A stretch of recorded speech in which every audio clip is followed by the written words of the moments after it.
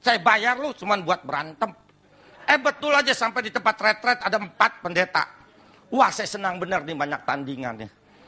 Saya cari yang paling tua, tentu paling jago. Itu pendeta Yosua Ong dari Ling Liang Tang Santapan Rohani di Taman Sari.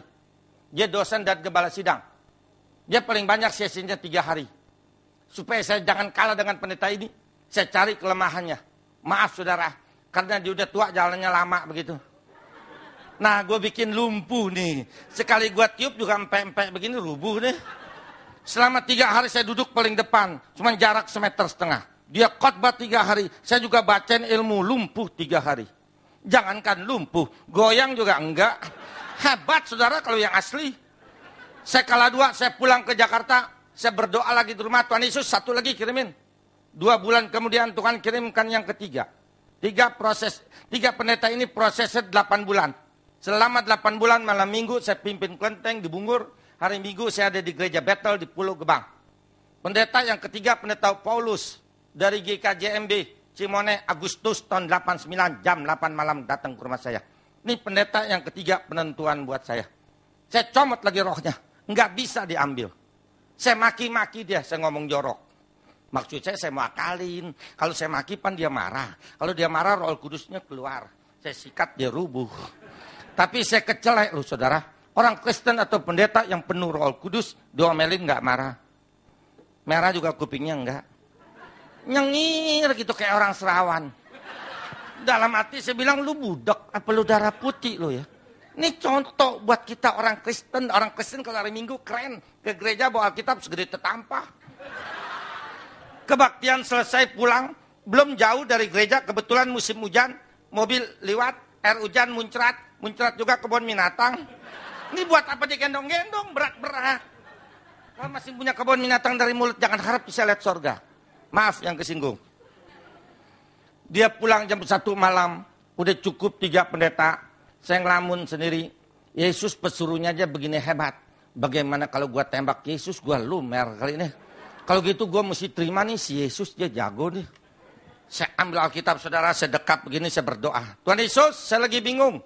Tunjukkan jalan dan arah mana yang saya harus tempuh dalam hidup saya. Jawablah melalui Alkitab ini. Terima kasih, amin.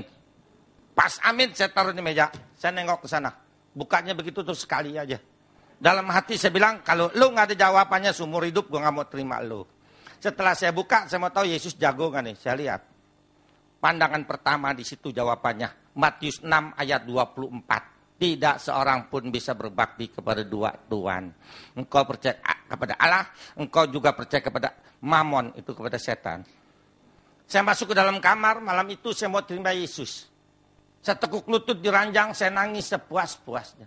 Setelah saya puas menangis, saya usir guru saya si Mbah. Saya punya 17 Mbah. Saya usir Mbah, semua 17-17-nya keluar dari hati, pikiran, dan kehidupan cucu. Sebab mulai malam ini cucu nggak mau jadi murid Mbah lagi. Cucu mau terima Yesus sebagai Tuhan dan Juru Selamat cucu sampai selamanya. Sampai sekarang ini 13 tahun, 2 bulan. Si Mbah nggak pernah ngomong di sini. Nggak tahu dia kemana. Tapi maaf saudara, malam itu saya masih gila. Sekarang Yesus saya tes. Biangnya nih sekarang saya tes. Saya berdoa. Tuhan Yesus, saya baca engkau dalam Alkitab hidup, penuh kasih, penuh kuasa, selalu menolong. Buktikan dulu baru saya percaya. Tuhan benar-benar sabar loh. Dia turutin terus kemauan gila saya ini. Dia jawab hari ke-8. Waktu itu saya mau makan siang di rumah 1:30. Sebelum makan saya berdoa.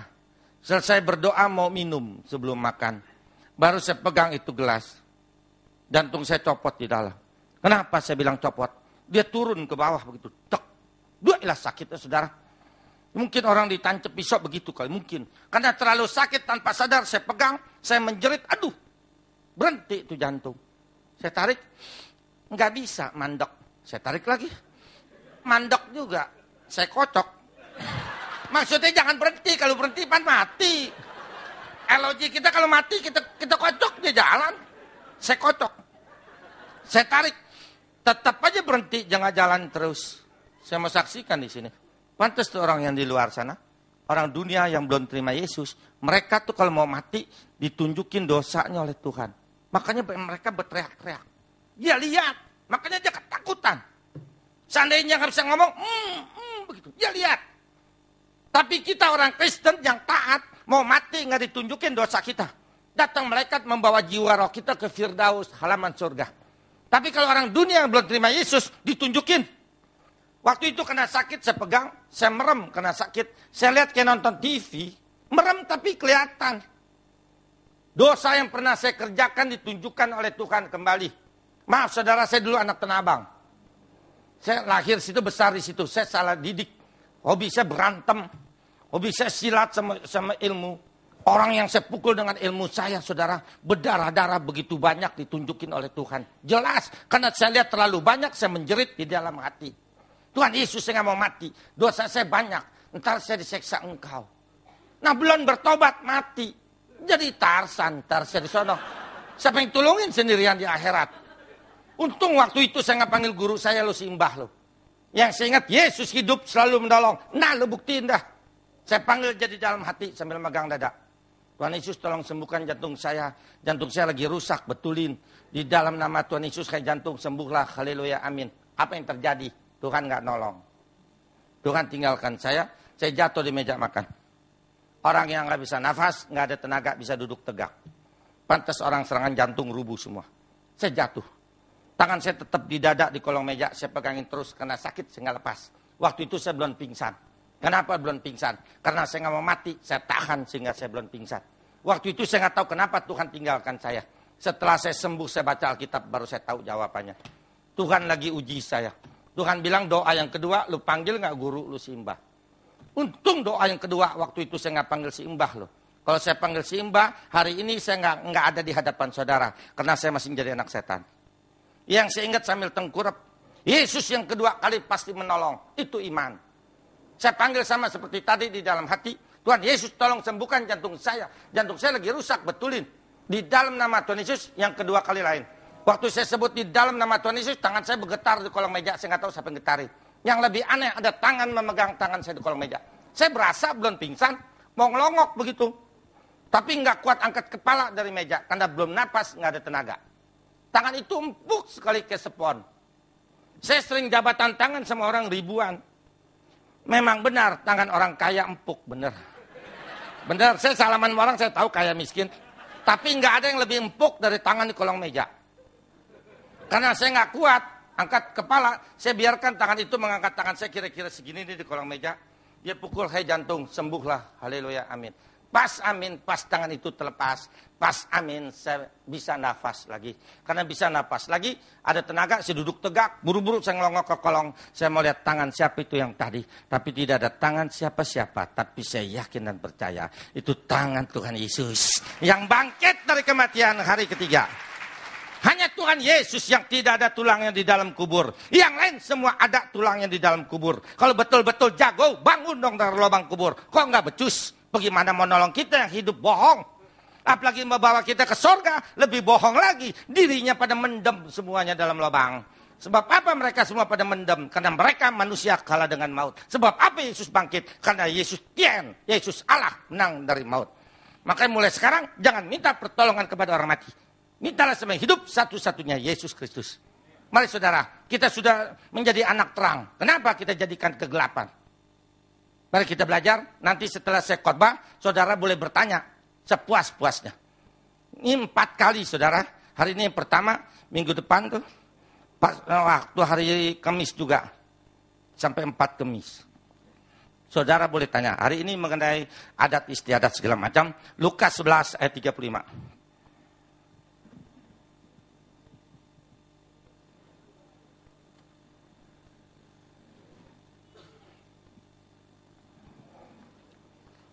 Sayang sekali, Tuhan udah mau datang, orang Kristen masih setengah-setengah. Sayang sekali. Lukas 11 ayat 35. Lukas 11 ayat 35, demikian firman Tuhan. Lukas 11 ayat 35. Karena itu perhatikanlah supaya terang yang ada padamu jangan menjadi kegelapan. Amin. Hanya kita orang Kristen anak terang. Karena apa? Karena Yesus adalah terang dunia. Hanya Yesus yang mempunyai predikat terang dunia. Di luar Tuhan Yesus tidak ada terang dunia. Enggak ada yang lain. Mari kita lihat, kita buktikan pakai ayat. Yohanes 8 ayat 12. Tolong saudara catat ayat ini buat kalau orang dunia tanya, Tuhan lo terang dunia. Iya, di mana ayatnya? Unjukin. Jangan tahu apaan, tahu. Yohanes 8 ayat 12. Tolong salah seorang kekasih, bacakan kalau bisa pakai mic. 8 ayat 12. Maka Yesus berkata pula kepada orang banyak, katanya, akulah terang dunia. Barang siapa mengikuti aku, ia tidak akan berjalan dalam kegelapan. Amin. Melainkan ia akan mempunyai terang hidup. Amin. Hanya Yesus terang dunia. Semua pemimpin agama tidak mempunyai predikat terang dunia. Karena apa? Karena mereka manusia tidak bisa menerangi dunia. Kenapa Yesus bisa menerangi dunia? Karena dia Allah. Nah kalau kita ini anak terang. Mana buktinya kita anak terang? Yohanes 12 ayat 36. Catat lagi. Mau ngomong apa juga ada ayatnya. Yohanes 12 ayat 36. Yohanes 12 ayat 36, demikian firman Tuhan. Percayalah kepada terang itu selama terang itu ada padamu, supaya kamu menjadi anak-anak terang. Sudah berkata demikian, Yesus pergi bersembunyi dari antara mereka. Amin. Kita anak terang. Kenapa kita sudah diberikan terang oleh Tuhan, kita sengaja bikin gelap? Kenapa kita bikin gelap? Kita masih bersekutu dengan dunia. Kita masih percaya adat istiadat dunia. Sayang sekali. Tuhan datang yang pertama kali buat menyelamatkan kita, memerdekakan kita.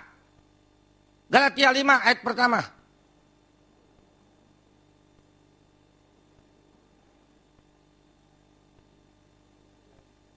Galatia 5 ayat pertama. Ini yang nggak bawa Alkitab nih, pakai nih.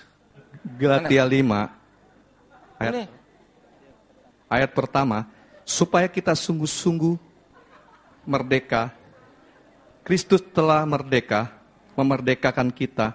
Karena itu, berdirilah teguh dan janganlah mau lagi dikenangkan perhambahan. Amin. Di situ ada perkataan merdeka. Kalau ada perkataan merdeka, kita sebelum merdeka dijajah. Siapa yang dijajah? Kita dari nenek moyang kita dijajah setan, tidak berdaya. Dibohongin setan, tidak berdaya. Karena setan lebih berkuasa dari manusia.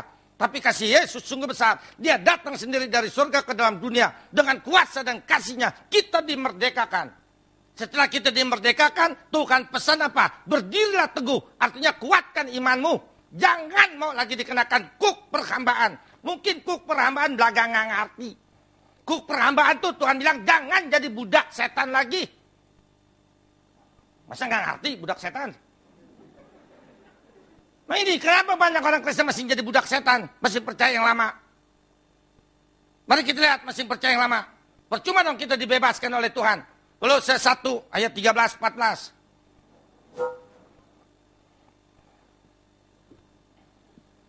Kolose 1 ayat 13-14. Demikian firman Tuhan. Ia telah melepaskan kita dari kuasa kegelapan dan memindahkan kita ke dalam kerajaan anaknya yang kekasih. Di dalam Dia kita memiliki penebusan kita, yaitu pengampunan dosa. Amin. Tuhan telah melepaskan kita. Kalau ada perkataan melepaskan, ada yang diikat. Kita diikat oleh setan dari nenek moyang kita. Nggak berdaya. Setelah Tuhan melepaskan, kita dipindahkan status kita. Dulu kita anak setan, anak gembel. Sekarang menjadi anak Allah, anak raja. Hanya kita yang diangkat anak. Hanya Kristen yang diangkat anak oleh Allah. Di luar Kristen nggak diangkat anak. Mana boleh tuh yang di luar sana sembayangnya Aba Allah, Aba Allah. Mana boleh orang Tionghoa sembayangnya Papatian. Tian bukan papahnya. Tapi kita boleh manggil Bapak karena kita diangkat anak. Hebatnya kasih Yesus. Dan dosa kita ditebus dengan cucuran darahnya. Dosa nggak bisa ditebus dengan cohosim. Dosa nggak bisa ditebus dengan berbuat baik. Dosa nggak bisa ditebus dengan harta dan sebagainya. Dosa hanya bisa ditebus dengan darah Yesus. Kenapa Tuhan begitu baik? Tuhan sudah mati buat kita. Kita masih mengkhianati Dia. Masih percaya adat istiadat kita yang lama. Kolose 2 ayat 20 sampai 23. Kolose 2 ayat 20. Apabila kamu telah mati bersama-sama dengan Kristus dan bebas dari roh-roh dunia, mengapakah kamu menaklukkan dirimu pada rupa-rupa peraturan? Seolah-olah kamu masih hidup di dunia. Jangan jamah ini, jangan kecap itu, jangan sentuh itu. Semuanya itu banyak mengenai barang yang binasa oleh pemakai dan hanya menurut perintah-perintah dan ajaran-ajaran manusia. Terus? Peraturan-peraturan ini walaupun nampaknya penuh hikmat dengan ibadah buatan sendiri, seperti merendahkan diri, menyiksa diri, tidak ada gunanya selain untuk memuaskan hidup duniawi. Amin. Kenapa kita masih percaya adat istiadat kita yang lalu? Adat istiadat tidak bisa menyelamatkan, hanya kasih Yesus yang bisa menyelamatkan. Berapa banyak orang Kristen kalau pindah rumah pakai selamatan? Kita udah punya juru selamat kok pakai selamatan? Tolol bener. Sedangkan selamatan itu nggak ada gunanya. Hanya Yesus juru selamat. Di luar Yesus bukan juru selamat. Yesaya 43 ayat 11. Siapa itu Yesus? Tukang oncom apa tukang tempe dia? Mesti ada ayatnya. Yesaya 43 ayat 11. Yesaya 43 ayat yang ke-11, demikian firman Tuhan. Akulah Tuhan dan tidak ada juru selamat selain daripadaku. Amin, hanya Yesus juru selamat. Juru selamat artinya bisa menyelamatkan. Kalau kita udah punya juru selamat, pindah rumah jangan pakai selamatan. Buka toko, buka pabrik pakai selamatan. Nggak usah lagi. Kita udah punya juru selamat. Dan berapa banyak orang Kristen kalau lagi hamil, keluar malam, bawa pisau kecil. Ketusuk meletus. Apa tuh pisau lebih berkuasa dari Roh Kudus? Berapa banyak orang Kristen takut tinggal di tusukan sate. Jangan kan tusukan sate kecil, tusukan kebo juga nggak apa-apa. Memang ciong ada. Ciong ada. Makanya orang takut ciong, terutama orang Tionghoa takut ciong. Ciong itu apes. Ada. Lihat mereka orang dunia takut ciong pada pasang patwa depan pintu. Tulisan tuh. Kantong merah, kantong kuning.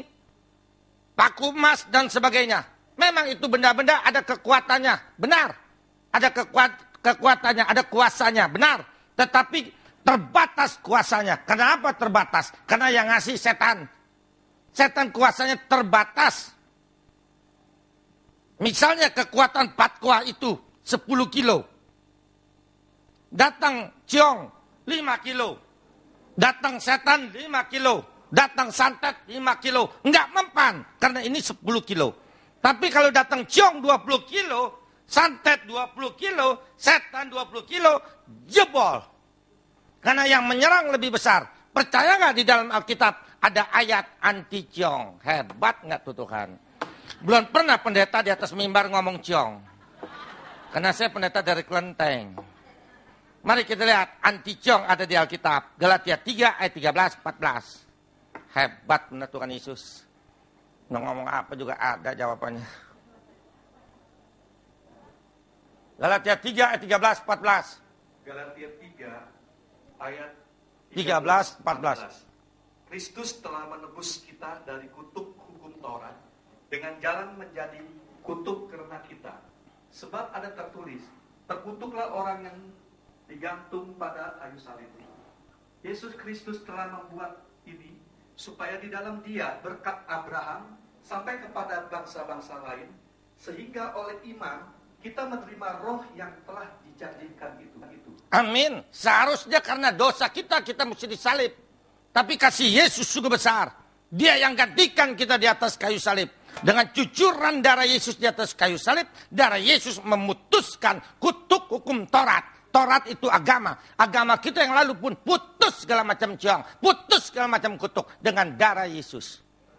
Makanya jangan takut lagi oleh adat istiadat. Berapa banyak orang Kristen kalau melawat ke kuburan temannya meninggal, pulangnya cuci muka air kembang di baskom. Ya elah. Berapa banyak orang Kristen kalau keluarganya meninggal, bikin malam penghiburan hari ketiga, ke-7, 40, 100, setahun, 3 tahun masih bikin malam penghiburan. Bukan malam penghiburan nggak boleh, boleh. Tapi harinya jangan seperti orang dunia. Berapa banyak orang Kristen pasca, cengbeng, Natal, Sinja pada ke kuburan. Bukan nggak boleh ke kuburan, tapi waktunya jangan seperti orang dunia. Mari kita lihat dulu ayatnya. Ngomong apa juga ada ayatnya. Galatia 4 ayat 8, 9, 10. Galatia 4 ayat 8, 9, dan 10. Demikian firman Tuhan. Dahulu ketika kamu tidak mengenal Allah, kamu memperhambakan diri kepada Allah-Allah yang pada hakikatnya bukan Allah. Tetapi sekarang sesudah kamu mengenal Allah, atau lebih baik, sesudah kamu dikenal Allah, bagaimanakah kamu berbalik lagi kepada roh-roh dunia yang lemah dan miskin, dan mau mulai memperhambakan diri lagi kepadanya? Ayat 10, kamu dengan teliti memelihara hari-hari tertentu, bulan-bulan, masa-masa yang tetap